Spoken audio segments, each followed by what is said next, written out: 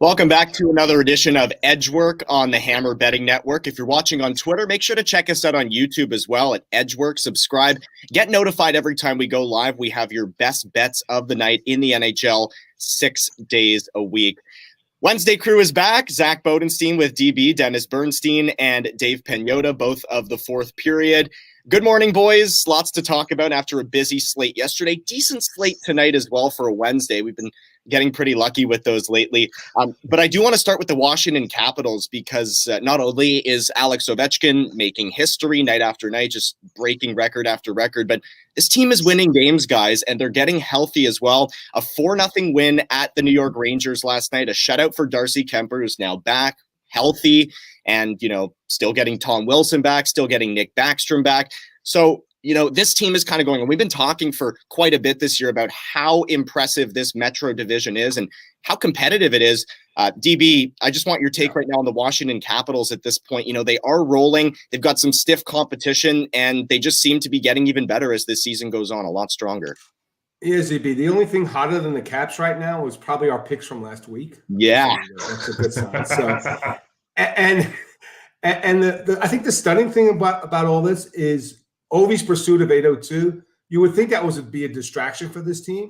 And so in the context of him pursuing and getting 802 the other night, they're winning a bunch of games. And they're still not that healthy. Tom Wilson's still not in the lineup. Backstrom's still not in the lineup. But when you play defense and get saves, surprisingly, you win games. That's the difference with this team.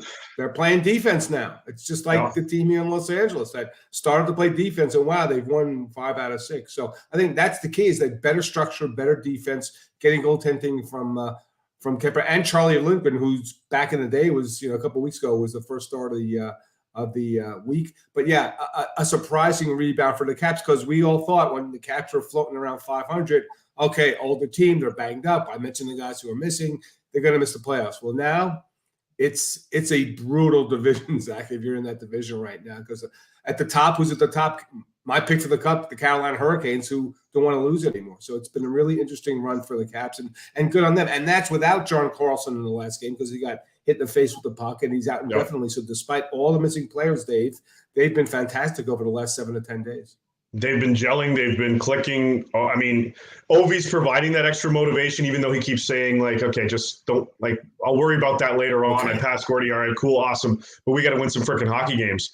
Dylan Strome is playing strong. He's been a really good addition to this team. He's now been given the opportunity to play his style and not being forced to kind of change up his game into a two-way kind of guy. So, he's clicking for him. I think he's second or third on the team, or third on the team actually in scoring. Forgot about that guy Kuznetsov, who is also contributing. So they got a lot of different options on this team, and now everybody's starting to click.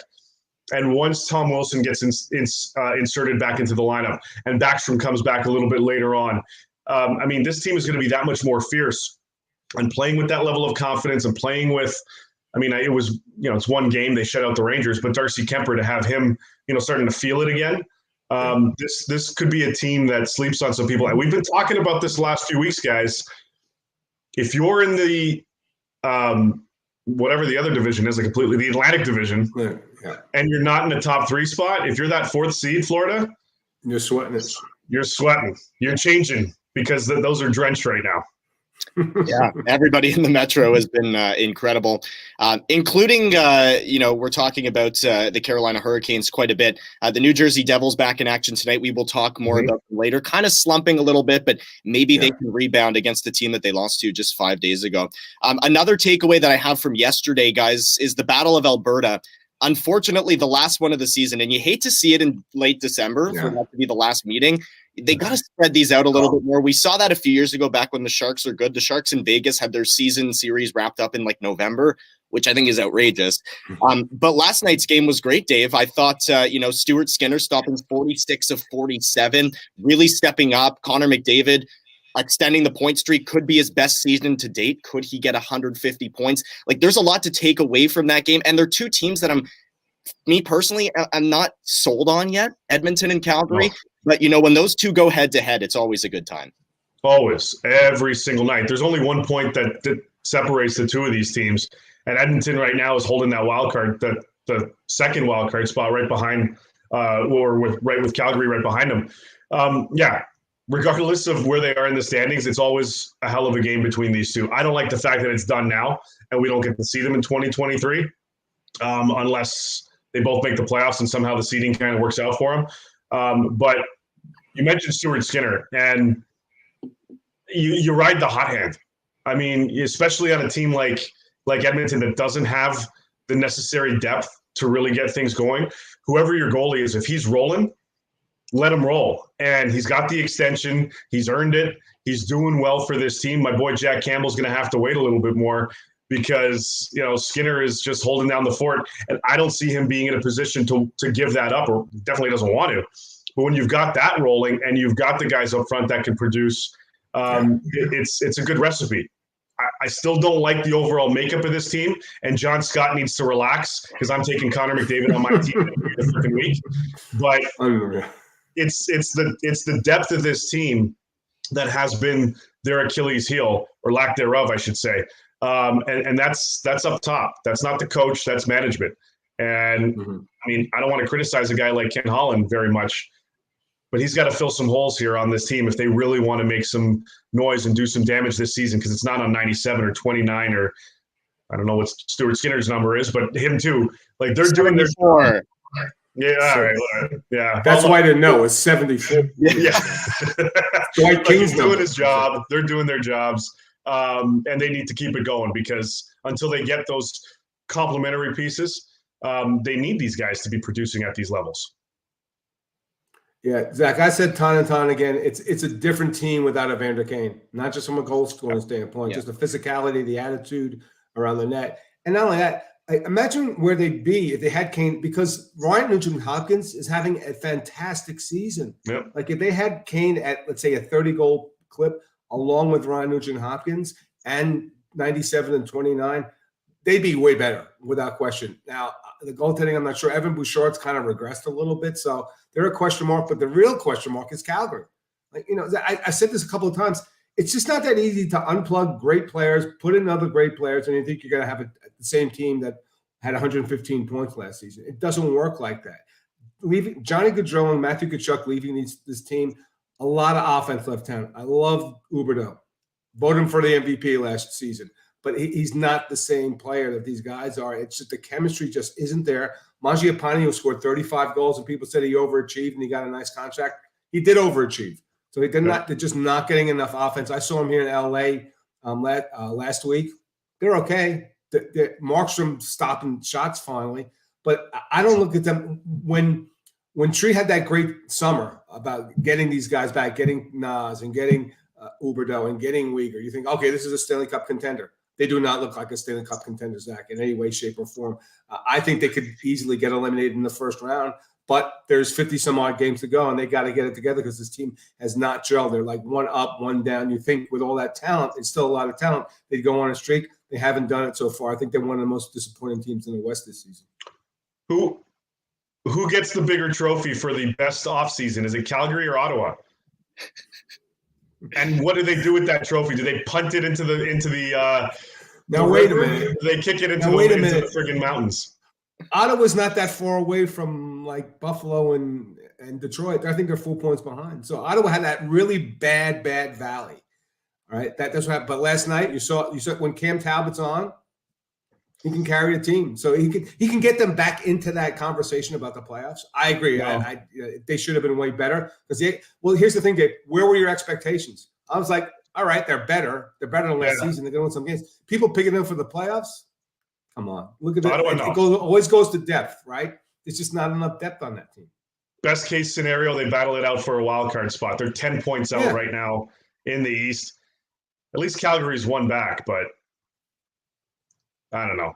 Whatever juice he was drinking before he got to Calgary, or even last season's regular season, Jacob Markstrom needs to friggin' get that again. Call Mike up, get Michael Jordan's secret sauce, and make it happen. At least Ottawa's fun, right? And you're right, they did add quite a bit. But isn't it funny that, whether it's the MLB or NHL, anytime this team has this crazy offseason where, like DB says, they're plugging players in, it just never seems to work out. That San Diego Padres, Dave's Blue Jays back in, 2012 or 2013. It doesn't happen the first year. If it does, maybe eventually, but not right away. No, that Jays stuff, we were together. I don't know if you remember this. We were together at Bobby Ryan's place. We were doing a photo shoot with Bobby Ryan at his place when they made all these crazy moves, and R.A. Dickey and Donaldson, all these guys. And then nothing. So when you win the offseason, keep the noise down a little bit. Slow your roll. It's not fantasy sports. It's not Hit the DFS. ice. It's not daily fantasy sports. No, exactly. It's not NHL 22, 23, whatever the hell we're in. Like, you got to gel. And if you can't, and if you don't have the quality of depth, you're going to struggle. And Calgary's struggling, and Ottawa doesn't have enough talent, and Edmonton didn't address those necessary needs. So here we are.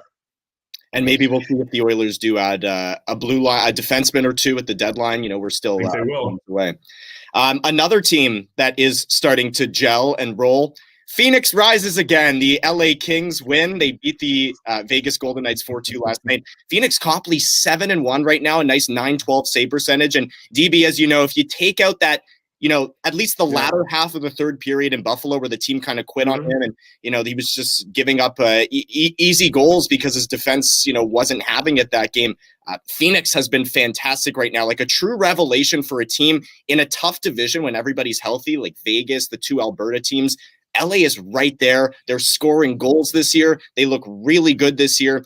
Your takes on Phoenix Copley, the whole team as a whole. I also want to ask you about Quentin Byfield, though, because a lot of people are writing him off, picked one ahead of Stützle. Personally, I saw him up front a number of times in Sudbury in the OHL. I spoke to his coaches. I spoke to him. And there was so much confidence coming from everybody associated with him, including him. He's been lighting up the AHL, but so far in the NHL, not much. So just your whole Kings kind of take right now.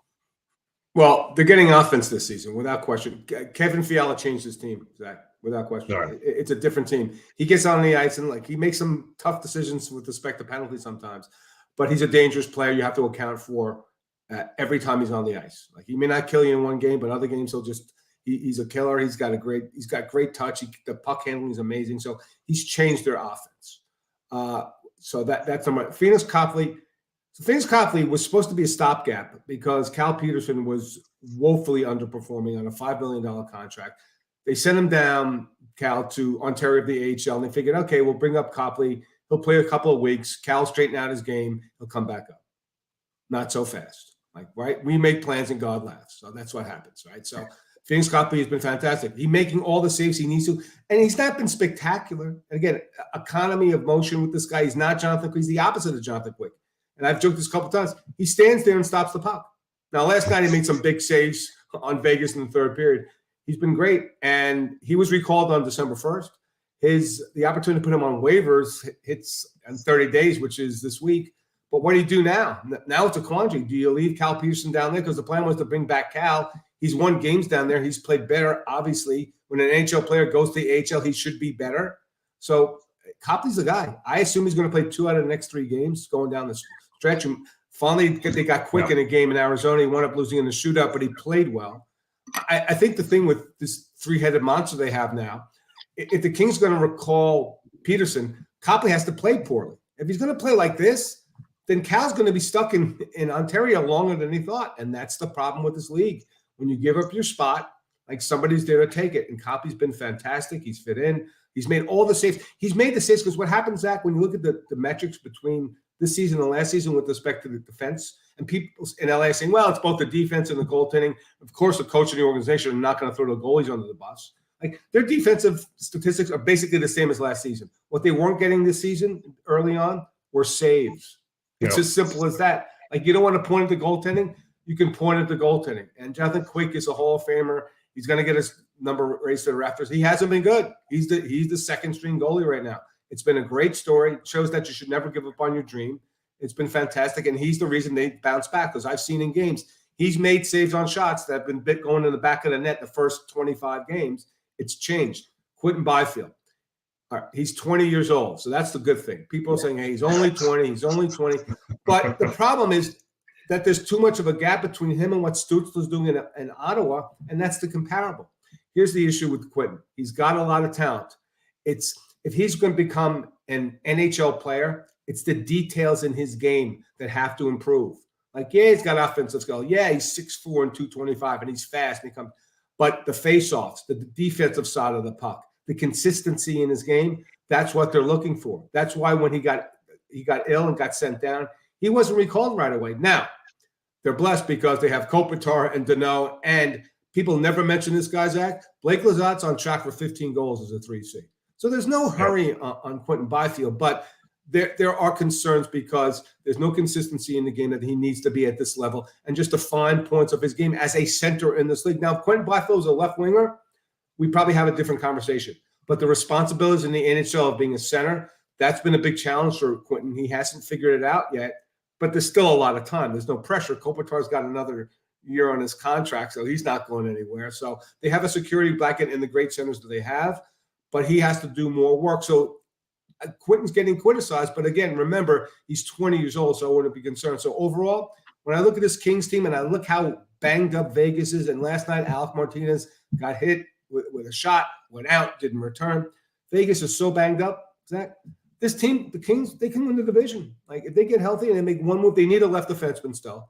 But it's been a nice run for this team because, again, like other teams, what did they do? They got saved and they played defense, Zach. Surprising. So the Kings have won, 5 out of 6. So it's a really nice story they're building here, but they're a far more entertaining team this season. I think that's the bottom line for this team. They will score goals, which I've never said in probably 15 years in Los Angeles.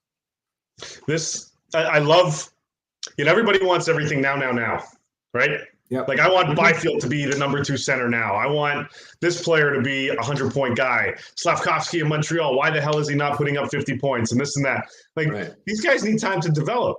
And what LA has shown us in the last, and look, we play the kids. How long have we been saying that for so long in LA? They have so much patience with their young kids. They do. That Velarde is now emerging and Kupari's getting time and Kaliev's getting time. And they're going to be patient with Brant Clark, who's in Canada right now for the World Juniors.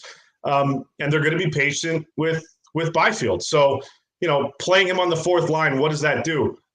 Well, he's got to modify other elements of his game. It's not just the offense, like DB was saying. So with Quentin Byfield, he's playing 8 to 10 minutes a night. Well, if you want more, frickin' earn it. Not just given to you, especially with this team and where they're positioned right now. So if he's playing 8 to 10 and he's playing on the 4th line, cry some more because that's what he's going to keep doing until he owns up and gets more and deserves more ice time. And look, I think Todd McClellan said it yesterday. He's probably a 3C right now in the NHL.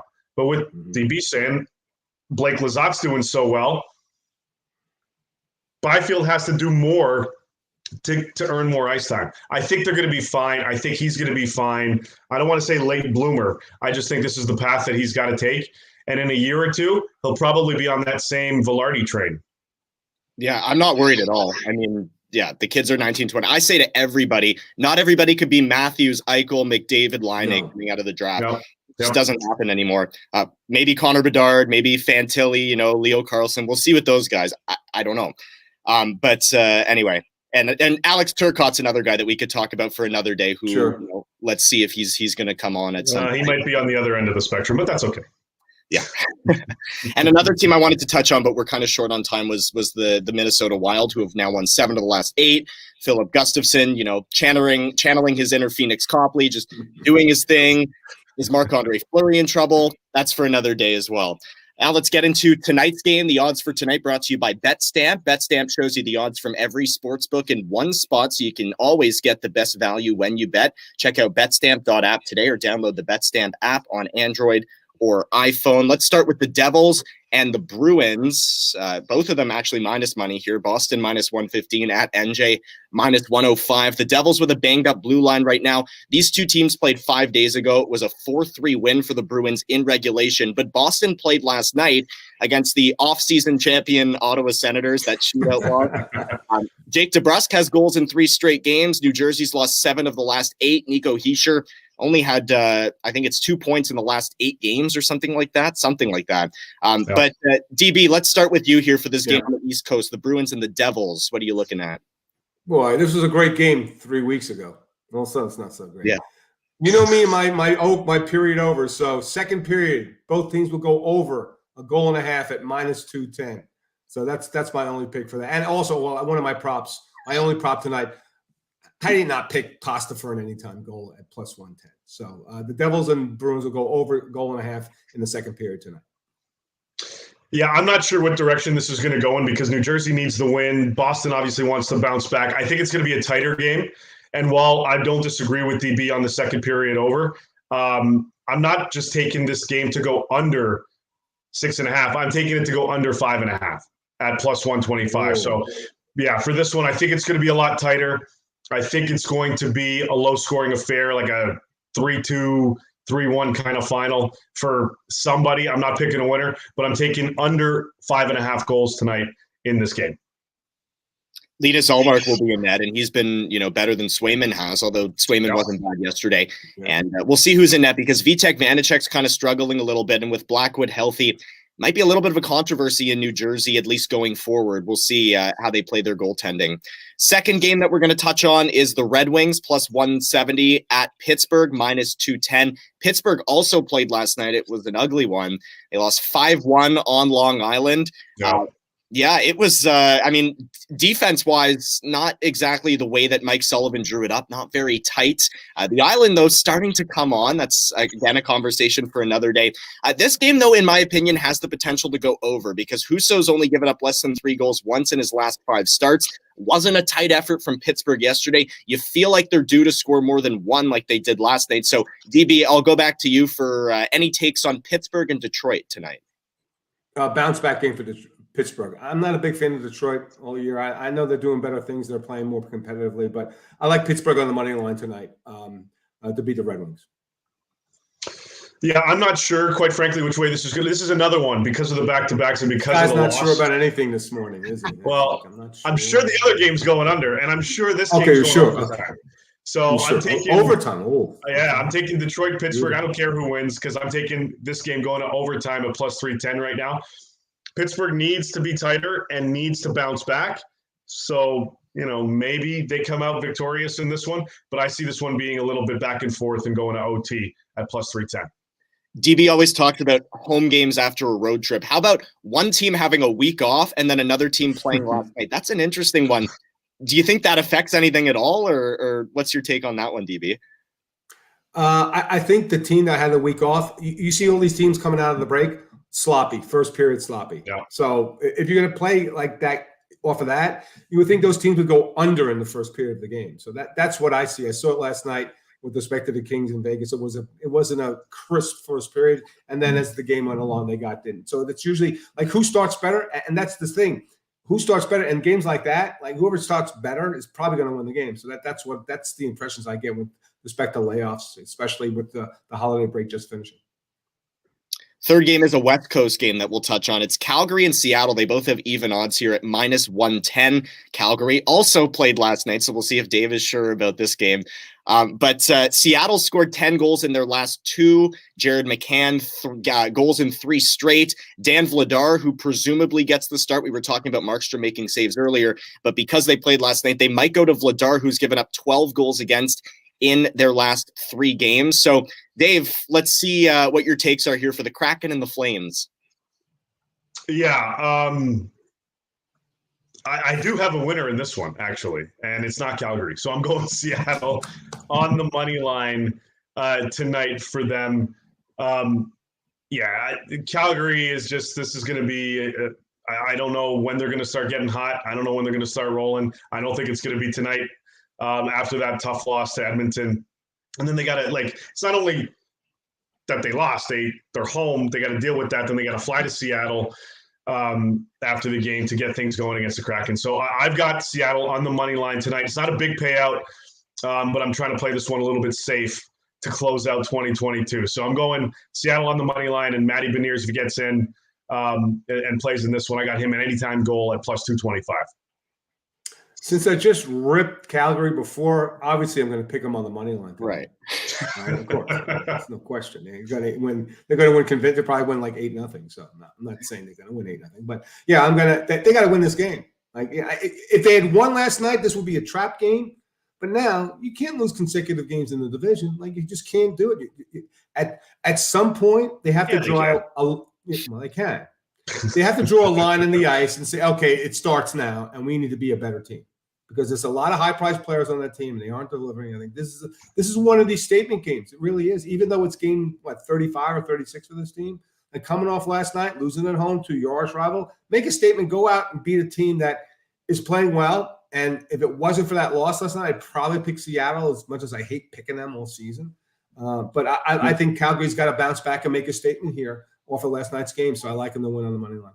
Imagine how I feel picking the Kraken. So. Yeah. I mean, Seattle, that line should have been drawn for the Calgary Flames 3 weeks ago. Should have.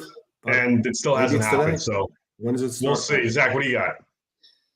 I would lean with the Kraken. I mean, this is a team that, like DB was saying, it's tough to bank on them based on what we saw last year. But, given what Calgary's done and how Seattle's just keeps proving us wrong game after game, at home, rested, you might want to go with them. I think that's the good bet. I like the Beniers bet. I think he's due to kind of get on the board with a goal because he's been setting up some goals now. And Calgary's been playing loose. And I mentioned the numbers on Vladar. He's starting to kind of set back into what he more so is. He's Dan Vladar. Exactly. Yeah. Okay. Challenging Markstrom, you're making good money. No problem. Is this sustainable? No, but it was a nice story. So we'll certainly see what happens there. But I would lean with the Kraken, and Calgary's paying a lot of guys a lot of big money that just aren't producing, and that includes Mackenzie Weegar. I don't care about the points; he's got to be better defensively too. Yeah. This team has been playing really loose all year. A lot of backdoor tap-ins on Markstrom. As bad as he's been, he's not getting much help either. So I would lean with Seattle too. Let's get into best bets and best prop bets of the night. I know we talked about them a little bit, but let's recap them with Dave starting first. Yeah, so I've got the under 5.5 between Boston and New Jersey at this one. It's plus 125. I just think it's going to be a tighter game, so I'm going with that one. And I like Detroit-Pittsburgh going to overtime, plus 310 on that one. So I'm liking that. And one that I didn't touch on in another game, the Montreal Canadiens, Cole Caulfield gets his I'm riding this until he frickin' does it. Cole Caulfield gets his 20th goal of the night tonight, plus 165.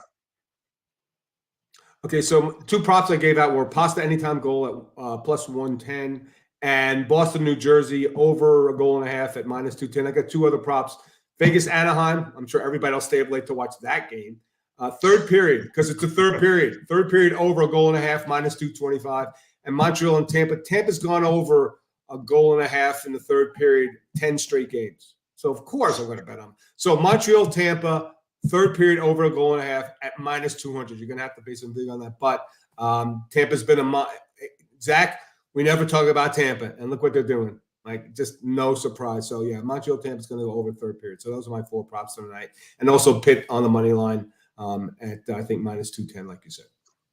You might have Pittsburgh winning, and they probably will, but I think Dylan Larkin's going to have a game. I have him for an anytime goal in this one at plus 200 and over 2.5 shots at minus 145. He had 2 goals last game and assists the game before since coming back from injury, and I just didn't like what I saw from the Penguins last night. Now, They probably will play a little bit tighter and recognize that they have to. And Casey DeSmith will probably be in net. But I just like Dylan for a big game tonight for the Red Wings. I'm also liking Vegas on the puck line. I know Dave had them on the money line. But, I think 3 or 4 weeks in a row I've gone against Anaheim on the puck line, and it keeps working. So I'm just going to keep doing it. And even though I watch them play every night. I'm going to go with Vegas's AHL team to go puck line plus 135 against Anaheim. And then I also want the over in Kraken and Flames. I keep mentioning the numbers on Vladar and the style that Calgary's been playing. And yes, Seattle's played tight, but those weapons in Calgary can unleash at any time. And with Calgary games specifically, I kind of like to play the over for that reason, because they play loose and they also score a lot. So that's what I'm taking there. And I'm also taking the over on 50 million views on Dalton Varshaw's highlight packages from Dave. He probably has been watching those nonstop, right? Just steady, just absolutely steady, because I had no idea who the hell this guy was when that trade went down. So I had to look him up. Does the parade go down Bloor or Queens Quay? Where's the parade route going, guys? No, there's nothing right now. I want to see what else is going on with this freaking lineup. Yeah, they got three steady outfielders right now. They need a fourth. I don't know who it's going to be. Why are we talking Jays? Now I'm getting all antsy and I'm getting annoyed. He's getting nervous and itchy. All right. Thank God we have 5 NHL games tonight. Exactly. Yeah, I had to throw them out because we talked after the trade, and I got a lot of messages myself saying, "Who is Dalton Varshaw?" Good pickup, though. I think it's going to be I think it's going to work out based on what the analysis and scouting reports are on the guy. Throw him in left, throw Springer in right. Kiermaier's your starting center fielder for 8 games until he gets hurt. Yeah. So that's fun. If you wait another couple of weeks, maybe you can sign Carlos Correa. That works. Throw Merrifield in the outfield and put Correa at second base. Could work, maybe. Or short. Get Bichette to friggin' second for the low. That's a win. Getting some throwing lessons. Yeah, Bo's a guy that Jays fans don't know. Half the Jays fans I talk to him love him, think he's a superstar. The other half are the guy can't field his position, and he had one good month. So what is he? Is he something in the middle? It's tough to read on Bo Bichette. He is superstar potential, but he just has to take a deep breath before you throw the ball to first. Do something. Just a woosah, whatever the hell that is. He took throwing lessons from Chuck Knobloch. That'd be good. Oh, that'd be good. DB's Yankees are coming on strong, having a really good offseason too. So you must be excited as well. Rodon, that's a major move for them. So we'll see. But so that means they'll lose to Astros in 5 in the championship series. Yeah, exactly. It's probably going to happen realistically as well. Thanks for listening to Edgework here on the Hammer Betting Network. We are back tomorrow as well with a new crew. Again, check us out on YouTube. If you're watching on Twitter at Edgework, try to subscribe. Every time we go live 6 days a week, you'll get notified and you will get the best bets of the night to win yourself some money. And we're hoping to stay hot with this Wednesday crew. We are on a roll right now. And boys, let's just keep it going. Last bets of 2022 here on the show. So there it is. Finish it off strong. In 2023, we're going perfect. I can feel it. Oh, yeah, absolutely. Yeah. Big year coming up. Big year, boys. Just try to avoid the busy. We were talking about the busy malls. Try to avoid the busy gyms in the new year because it's just going to be. I'm not looking forward to any of that. It's already started where I am. So me too. Yeah. Anyway, thanks for listening, everybody, and we will see you tomorrow.